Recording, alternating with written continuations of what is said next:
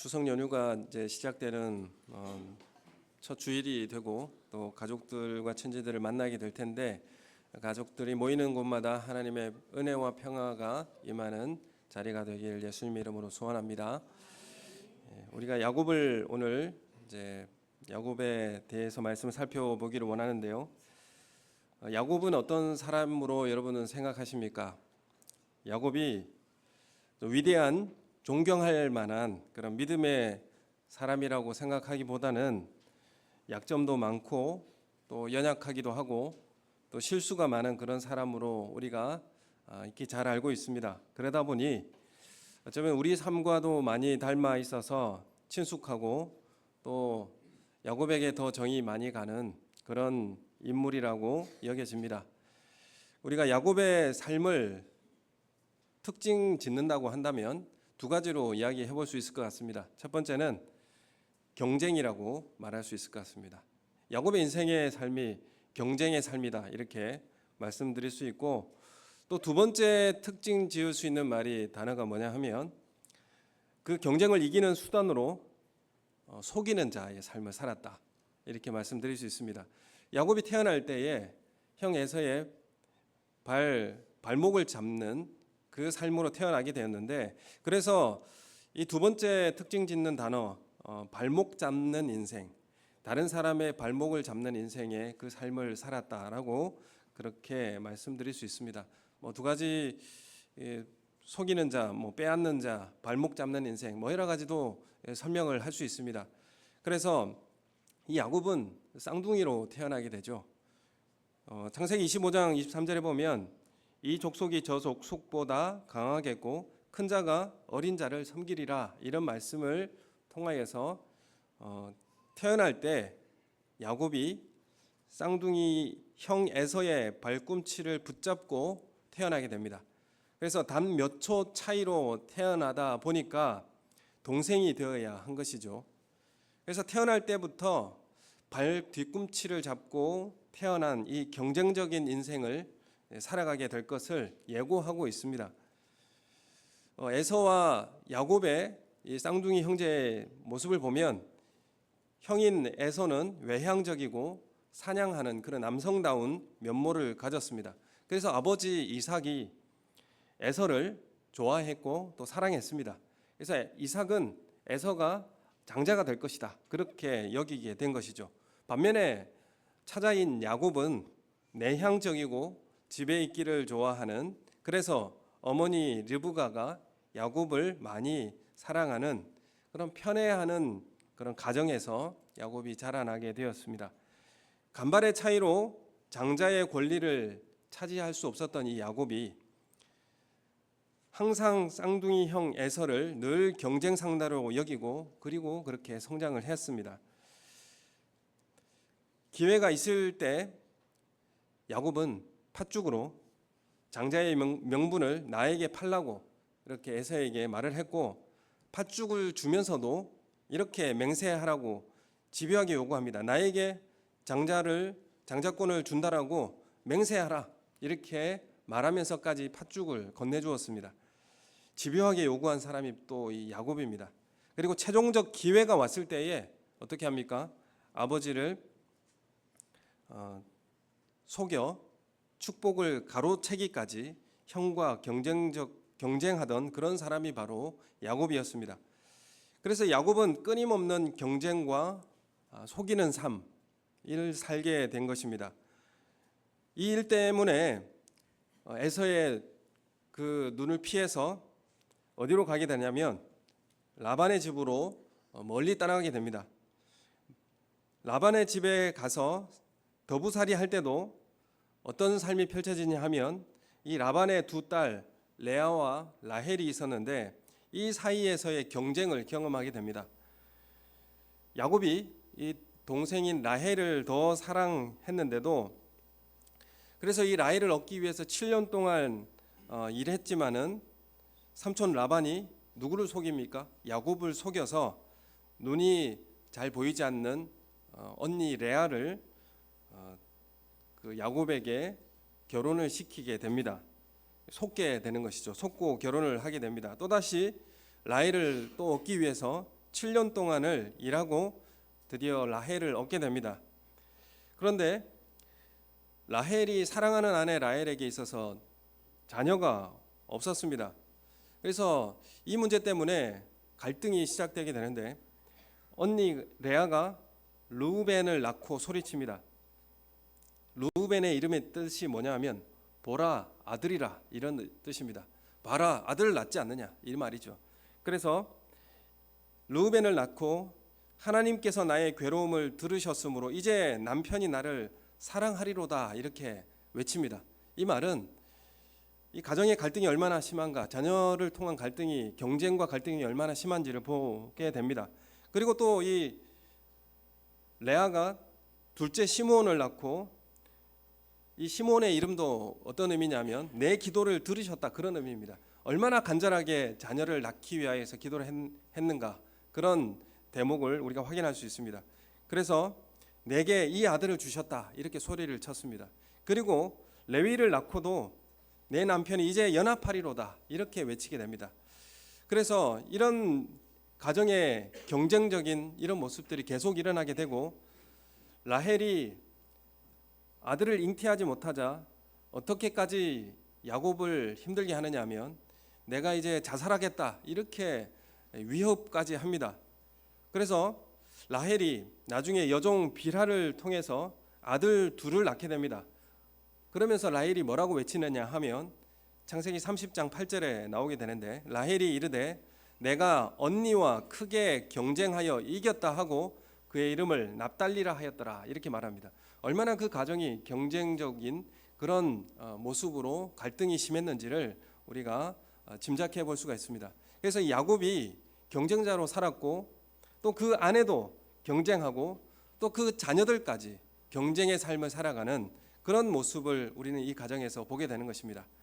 부모의 경쟁이 이 배가 다른 형제들 사이에서 더욱 폭발하여서 라헬의 아들 요셉을 시기하여서 어떻게 합니까?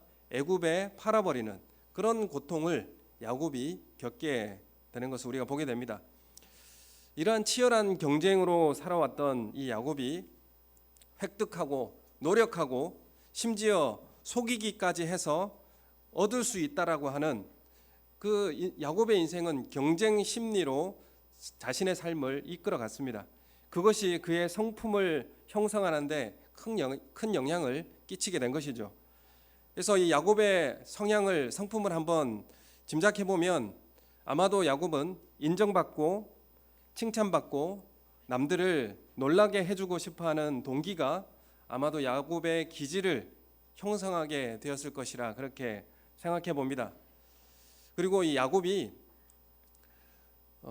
호롤단신 지팡이 보따리 지고 먼 라반의 집에 가서 자수성가한 대표적인 인물이죠.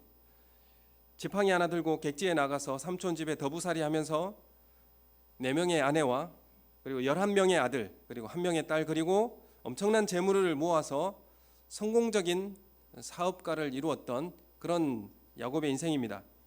이런 유형의 사람을 이제 바라볼 때에 지위 추구형 사람이 되기 쉽다고 합니다.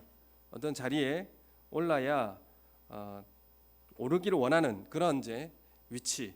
그래서 내면의 경쟁심이 자리 잡고 그리고 다른 사람이 더 낫고 훌륭하면 그냥 보지 못하고 어떻게 해서든지 끌어내려야 직성이 풀리는 그런 성향이 되기 쉽습니다. 그래서 대인 관계에 있어서도 성취와 업적을 자신의 정체성과 동일시하는 그런 경향을 보게 됩니다. 그래서 내가 어떤 성취와 업적을 내는 것을 통해서 나의 정체성을 나타내는 것이죠. 그래서 어떤 일을 성취해야 되고 어떤 일을 이루어내야 그것이 나의 나다운 모습을 드러내는 것으로 보이게 되는 것이죠. 그래서 어떤 지위와 자리가 있어야 자신의 정체성을 항상 확인하게 되는 그런 삶을 살아가게 됩니다. 그래서 어떤 수를 써서라도 이기려고 하는 이 압박감이 속이는 거짓말과 함께 작용하게 되는 것이죠. 그래서 성공의 사다리를 올라가기 위해서 서로의 관계에 깊은 관계를 맺지를 못합니다. 왜냐하면 자신의 목적을 성취하기 위해서 남을 이용하기도 하고 필요할 때는 도움을 청했다가도 더 이상 도움이 안 되면 과감히 돌아서는 그런 일을 하기 때문에 서로의 깊은 관계가 이루어지지가 않습니다. 친밀한 신뢰할 만한 그런 관계를 만들어내기가 어려운 것입니다. 그래서 이런 유형이 다른 사람을 이용하여 거짓말을 하는 것에 대해 별로 죄책감을 느끼지가 않습니다. 야곱을 통해서 보면 형 에서의 장자권을 속여서 빼앗은 것에 대해 에서에 대해서 두려움을 가지고 있지만은 죄책감을 가지고 있지 않습니다. 그것은 아버지 이삭 앞에서도 어떻게 자신을 이야기합니까? 에서인 것처럼 위장을 하고 아버지 앞에 나아가죠. 속이는 일을 합니다. 그리고 아버지가 이렇게 말을 하죠. 어떻게 이 짐승을 이렇게 빨리 잡아와 가지고 나에게 이 음식을 대접하느냐라고 아버지가 물었습니다. 그때 야곱은 능청스럽게 이렇게 말을 하죠. 하나님께서 짐승을 쉽게 잡게 해주셔서 이렇게 가지고 왔습니다 라고 능청스럽게 하나님을 거론하면서까지 이렇게 말을 하게 됩니다. 그래서 자신의 이 목적을 이루기 위해서는 어떠한 거짓말을 하는 것이나 속이는 것에 있어서도 별로 죄책감을 느끼지 않는 그런 모습을 우리가 보게 되는 것입니다. 야곱이 라반의 집에서 하나님께서 복을 주심으로 거부가 되어서 금이 한양을 하게 됩니다. 그래서 많은 재산을 가지고 이제 다시 고향으로 돌아오게 되는데, 그런데 돌아오려고 하다 보니까 뭐가 걸립니까? 과거에 형 에서의 장자권을 가로챈 이 문제가 자신을 괴롭히게 되는 것이죠. 그래서 야곱의 내면에는 그동안 잊고 있었던 기억이 되살아나서 불안과 초조함, 두려움이 되살아나는 그런 장면이 되는 것입니다. 그래서 이 형 에서와의 관계에서 과거에 해결되지 않는 문제가 있었고 이 장자권을 속여 빼앗았기 때문에 에서가 야곱을 죽이려고 했습니다. 그래서 이 야복 나루터라고 하는 이 장소가 야곱에게 있어서는 자신의 참된 자신과의 대면하는 그런 장소가 되었습니다. 내가 어떻게 살아왔는가, 내 자신을 진실되게 바라볼 수 있는 그런 장소가 된 곳이 바로 야복 강가였습니다. 야곱이 에서가 마중 나온다는 소식을 듣습니다. 근데 에서가 그냥 마중 나오는 것이 아니라 군사 400명을 거느리고 마중 나온다는 소식을 듣자 이 야곱은 심히 두렵고 당황스럽고 불안했습니다. 야곱이 자신의 가족과 재산을 그래서 어떻게 하느냐 하면 두 때로 나눕니다. 두 때로 나누고 먼저 한 때를 보내고 그 다음에 한 때를 보내고 이렇게 해서 한 때를 먼저 보내면서 선물이라고 하면서 보내며 이 에서의 마음을 누그러뜨리려고 이렇게 하는 것이죠. 그래서 한 때가 짓밟히면 또 다른 한쪽이라도 피하겠다는 그런 계산이었죠.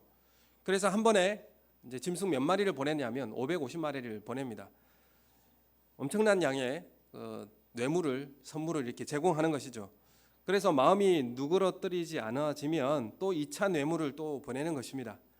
이 다급한 순간에 야곱은 어떻게 해서든지 형을 누그러뜨리고 또한 이 문제를 해결하려고 노력을 하고 있습니다. 그리고 야곱은 간절히 이 야복 강가에서 하나님 앞에 간절히 기도하게 되는데 32장 11절 12절 말씀을 우리 함께 같이 읽겠습니다.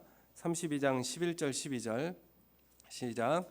내가 주께 간구하노니 내 형의 손에서 에서의 손에서 나를 건져내시옵소서. 내가 그를 두려워함은 그가 와서 나와 내 처자들을 칠까 겁이 나기 때문이니이다. 주께서 말씀하시기를 내가 반드시 내게 은혜를 베풀어 내 시로 바다에 셀 수 없는 모래와 같이 많게 하리라 하셨나이다. 아멘. 지금 이 내용이 야곱이 가장 절박한 순간에 여러 가지 꾀를 내고 난 다음 하나님 앞에 간절히 기도한 내용입니다. 그런데 얼마나 이 기도가 간절하고 절박한 다급한 기도였는지를 우리는 확인할 수 있는데, 사실 야곱의 기도라고 하는 것이 여기 성경에 처음 기록되자 그 마지막 기록입니다. 그래서 이렇게 기도하는 것을 보면 얼마나 지금 이 순간이 다급한 시간인가를 우리가 보게 되는 것이죠. 우리가 이 야곱의 상황을 보게 되면 이런 상황과 비슷합니다. 우리 교회가 재개발로 교회 건축을 하게 됩니다. 그런데 이사를 하려면 건물 보상 협상을 해야 되죠. 건물 보상이 얼마 이상이 나와야 우리가 그곳에 이주해 가지고 건축을 할 수 있습니다. 그래서 이만큼의 돈이 필요한데 LH에 서류를 제출합니다. 그래서 우리가 이만큼 필요한 돈을 제출해서 보상받기를 원한다고 제출했는데 LH에서는 그것을 받아들여 주기는커녕 소송을 제기하는 것입니다. 이만큼만 받고 나가라고 그렇게 소송을 제기하는 것이죠. 그래서 우리 교회가 모든 성도들이 함께 전심으로 이 일을 위해서 기도합니다. 열심히 기도합니다. 하나님, 이 정도의 금액이 있어야 우리가 교회 건물을 짓고 하지 않겠습니까? 하나님, 우리가 바라는 그런 금액을 얻을 수 있도록 하나님 허락하게 해주십시오. 이렇게 간절히 온 교회가 기도합니다. 주님, 이 문제를 해결해 주시고 교회를 지어줄 수 있는 그런 금액을 보상받게 해주십시오. 이렇게 간절히 기도한 다음에 건축위원회가 서로 의논을 합니다. 뭐라고 의논을 하냐면 그 LH 공무원 얼마 뇌물을 주면 이걸 해결해 줄 수 있을까? 이렇게 하는 것이죠. 열심히 기도를 하고 이런 이야기를 나누고 있다면 기도하는 것이 얼마나 우스운 일이 되겠습니까? 지금 야곱이 하는 일이 이런 모습을 하고 있는 것이죠. 야곱은 사실 솔직하게 두려움을 고백하고 하나님께 살려달라고 지금 외치고 있습니다. 24절의 말씀에 보면 야곱이 홀로 되어 있습니다. 야곱이 홀로 남았더니 지금 자신의 처자들과 자녀들과 자신의 재산 모두를 이제 나루터에서 배를 띄워서 건너편으로 보내놓고 홀로 남게 되고 밤을 지새게 됩니다. 자기의 머리를 다 짜내고 형의 마음을 풀 수 있는 방법은 다 찾아 대책을 다 세우고 준비를 했습니다.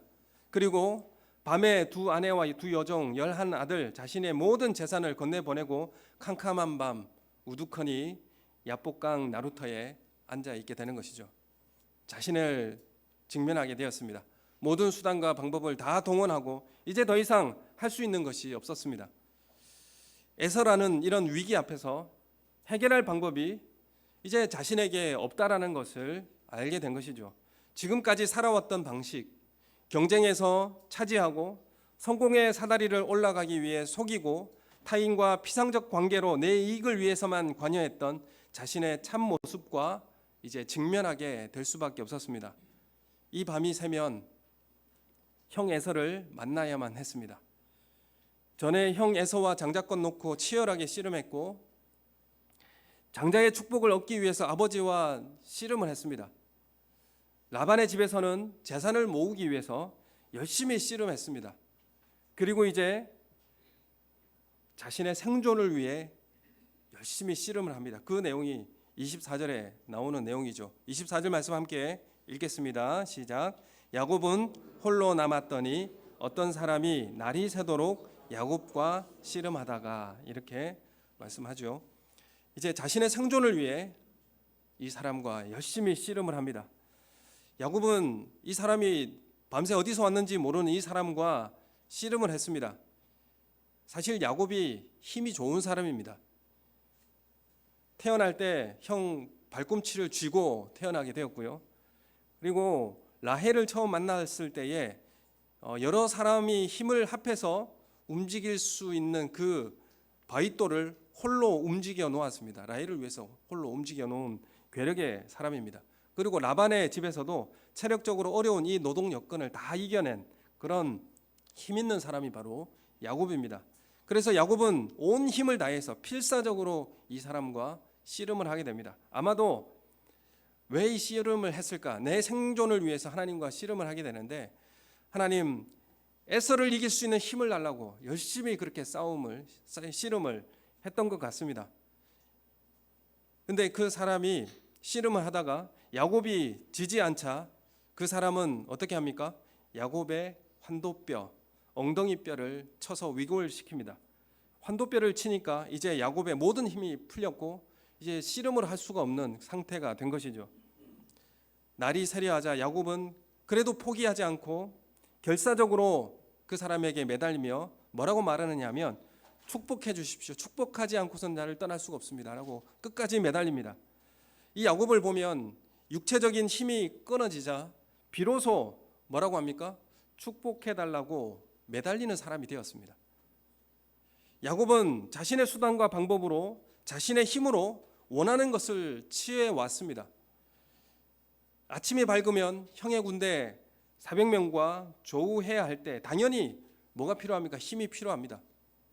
그런데 그 힘이 끊어지고 다리를 절게 되었을 때에 그동안 야곱이 의지하고 살아왔던 진짜 자신의 모습을 이제 보게 되었던 것입니다.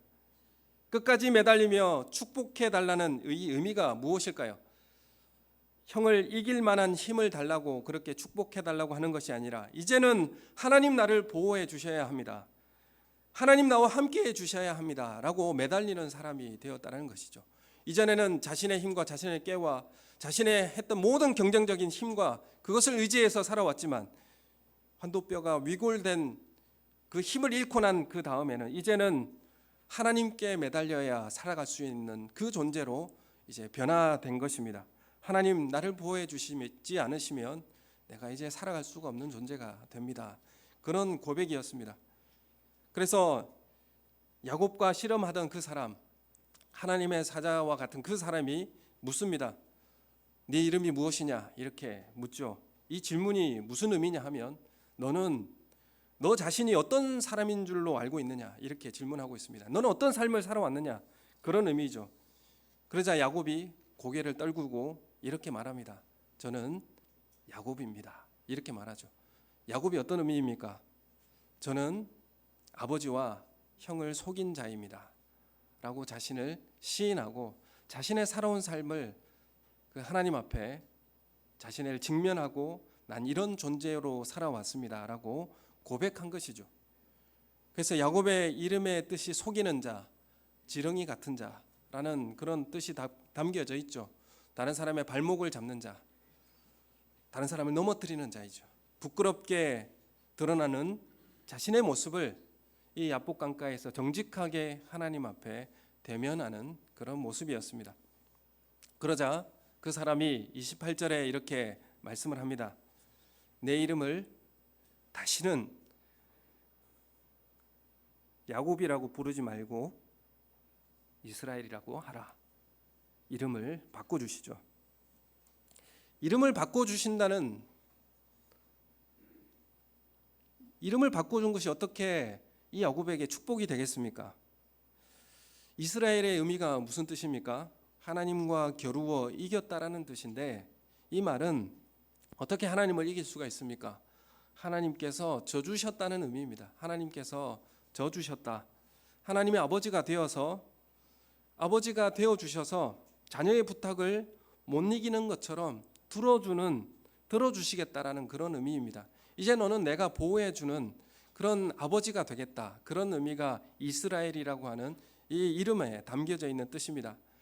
네가 아이처럼 의지하고 나에게 말을 하면 하나님은 아버지가 되어주셔서 너를 보호해주시고 너와 함께 해주겠다. 그런 의미입니다. 이것이 바로 축복입니다.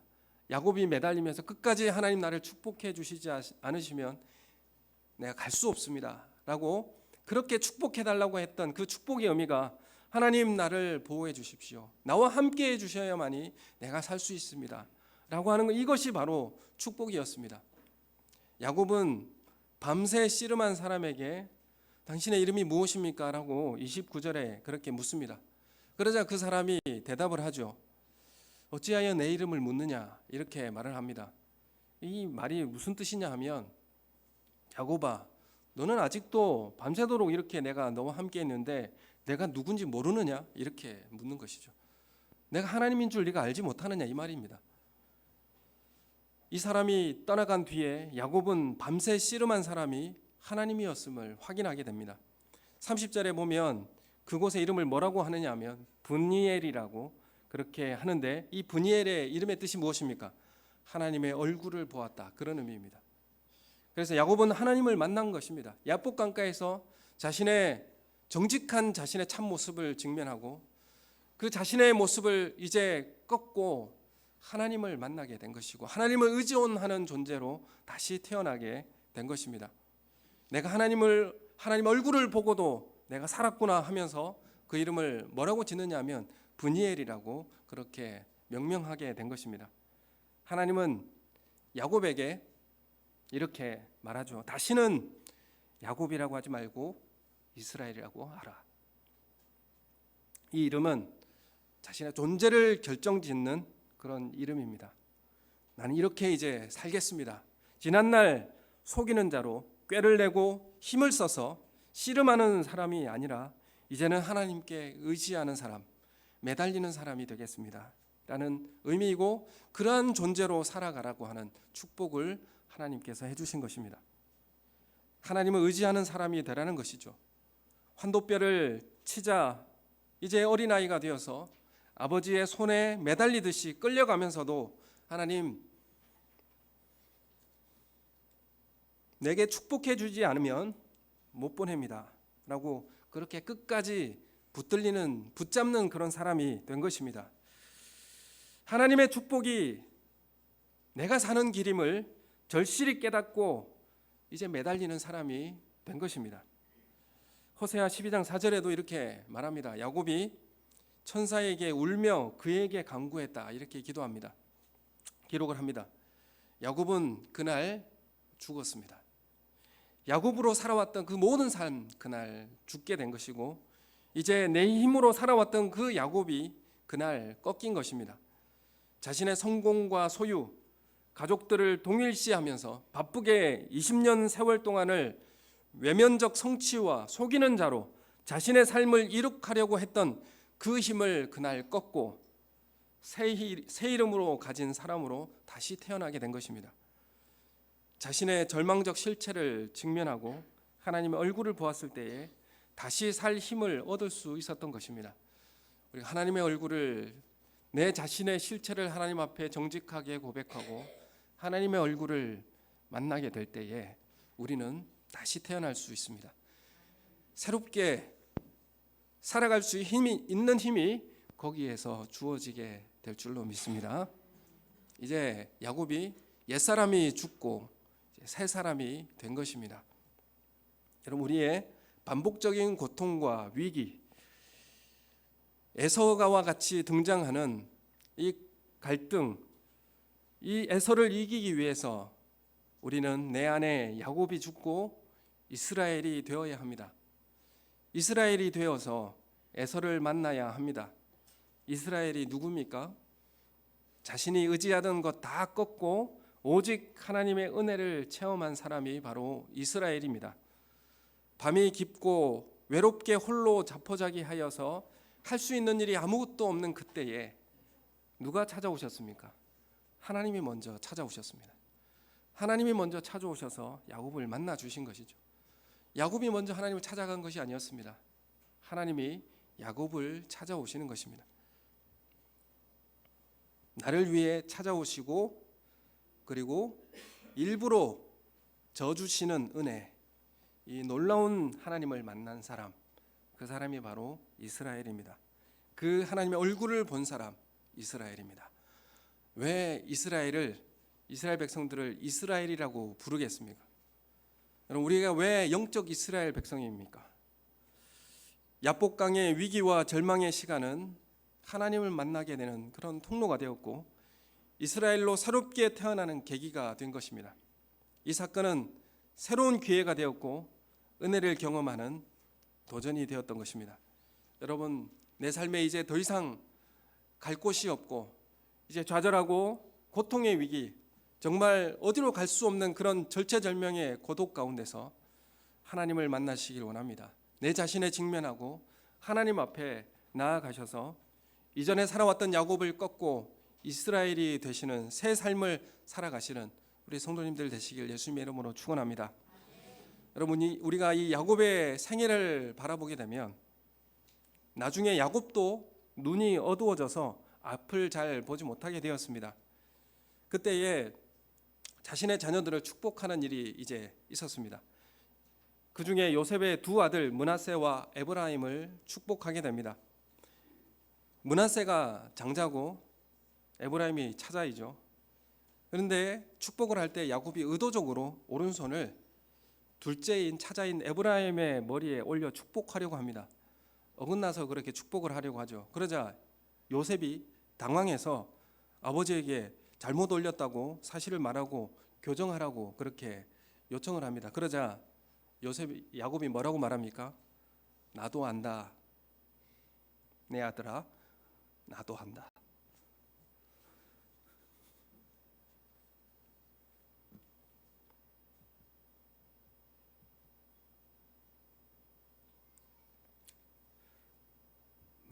왜 이런지 잘 모르겠습니다. 왜 이 대목에 이러는지.